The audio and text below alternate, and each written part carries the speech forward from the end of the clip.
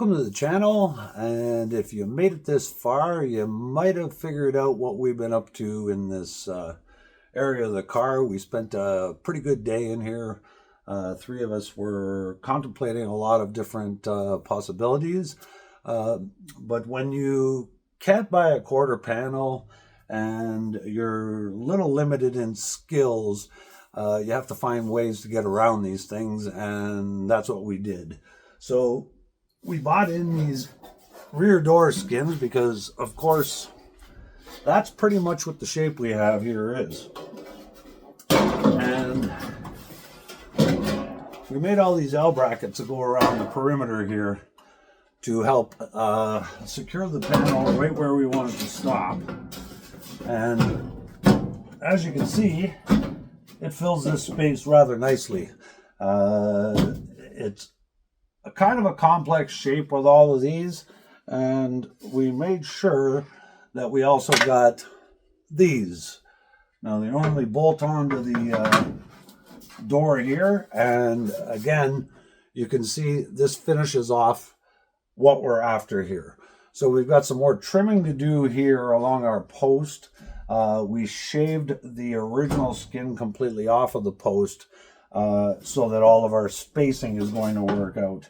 We left just enough space for the thickness of the door panel, or door skin itself. And we've got a nice flush fit now all the way around this thing. I'll grab that and I'll show you a couple more things about what has happened here. So you can see here all our L brackets that we've put in all the way along the perimeter. And again, like I said, we left all our spacing. We've started to weld up all the bracing in the bottom, and we're going to get the finished prep work done and then get all this painted before we cover all this over and can't access it anymore. While we were clearing all this away, we did find out that the sedan bottom we're using, unfortunately, has a pretty good chunk of Bondo that was used to fill it in. And this repair that was done here, we anticipate was, or expect it was probably corrosion. But what they did was they lap welded the metal here and then hammered it in and filled it in with Bondo, unfortunately. So we're going to have to tend with that. Here's our post that we have it shaved now. So we've left the very edge of it because this would be the quarter panel skin fold over this.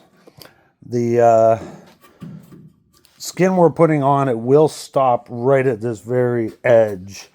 But I guess we've got a pretty challenging weld all the way along this because it's going to be a very flush fit here. We plan on doing a carpet cut all the way along here and then dropping it down just to the bottom of these bosses as we're heading into the back here. And actually the skin has a slight arch that has to be cut into this part of it, but we're going to sink that down. The overall shape of the top of the door does mate with this contour that's across the top here.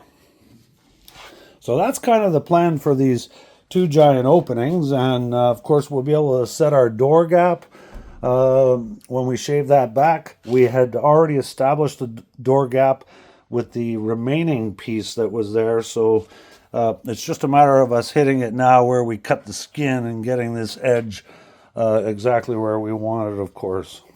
And while I'm back here, I'm just gonna, of course, well, I'll hit this too. So of course we had to fill in, there would have been a door handle here, so that's been plugged.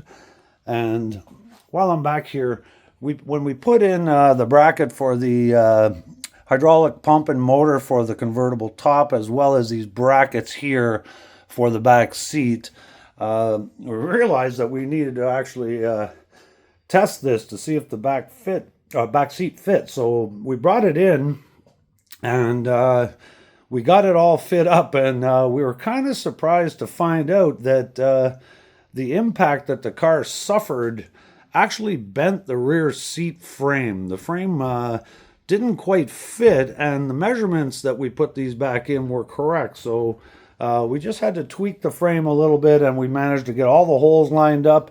And where we welded in all these bulkheads, the bottom base of the seat sits right on it. As a matter of fact, it's got like a lip that hangs just over this edge, and all that fit properly. So we're quite happy about that.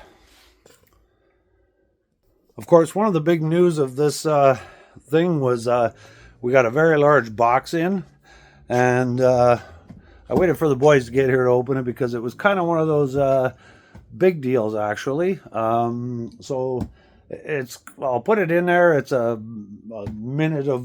few minutes of video anyways. We were excited to be getting this. We waited quite a while. I don't even know how many months it actually worked out to be. So the originally, Just Ashes has a already prefabbed 1963 Galaxy dash. And originally we thought we were going to be able to get that, but then we found out that there's, after researching a little closer, there is some slight differences between the Monterey dash and the Galaxy dash. So they had to custom fab this. It's the first one that they've actually made, and it was very hefty. That is the most expensive piece that we have bought individually for the car. I always get asked about the price of things, and I can tell you, after the shipping and after the exchange, it was very close to $4,000 Canadian just for the dash pad. But we're impressed with their work. The dash pad looks very good, and I'll insert a clip, of course, too. Did a test fit on the steel dash to make sure it fits, and it does fit. The 63 Galaxy steel portion of the dash is actually the same as the 63 Mercury steel portion of the dash. It's just the dash pads that are different because the trim packages or the chrome packages are slightly different, and I'm pretty sure it was the gauge clusters as well are slightly different. So we got one more additional thing, well, two more additional things. But we got lucky, and we went to look at something, and it was a very nice lady. We found a welder, but she also sold us this great Walter die grinder. We needed another one. One of ours is just about dead, so we're happy to get that. That'll probably last us quite a while. And now that we've been getting into all this sheet metal welding, we've been contemplating taking one more plunge into the welding world of learning, because unfortunately neither of us have ever done it, but we're going to learn how to TIG weld. And although this is a very old machine, it is absolutely was meticulously taken care of. And, well, it only welded together one roadster. So, I mean, it even came with this nice card, and it's got a very long stretch of leads for it. So we just got to get argon, because ours is actually Argo Shield, and we'll switch that out because you can run argon for the MIG welder as well. And yeah, I mean, we even got another welding helmet, so maybe while I'm welding we'll teach Tim to weld. So anyways, that's where we're at. We have a couple of more updates. We got a couple more pieces back from the chrome plater. I forgot the tail lights I was going to show you, but I'll get to that in the next video as well. But these are a couple of big pieces that we got moving, and we're focused on getting those door skins installed on our quarter panels. We have the L brackets already installed also on the passenger side, so it shouldn't be too long. I think we'll get the rest of the prep done and the last of the post welding, get all that painted, and then we'll be starting to tack in those door skins, and the car for the first time will actually look like it's completely paneled all the way down the side for the first time. I mean, we've been looking at those holes for a very long time since we mated these two different cars together. So that's most of the update for now. Thanks everybody for watching. Welcome to some new subscribers that we got recently. I think after we get a good cleanup done and we get some of this stuff out of the way, there should be some more progress to see. As soon as we get these panels done, we'll be moving to the back because we got to move those trunk rails in a little bit and start fitting the trunk deck. The trunk deck has also been sitting here. It's become a shelf. You see, this is the problem when you put flat stuff down in the garage. They become shelves and they just fill up with stuff. And it doesn't matter how. It doesn't matter where. It just becomes a shelf.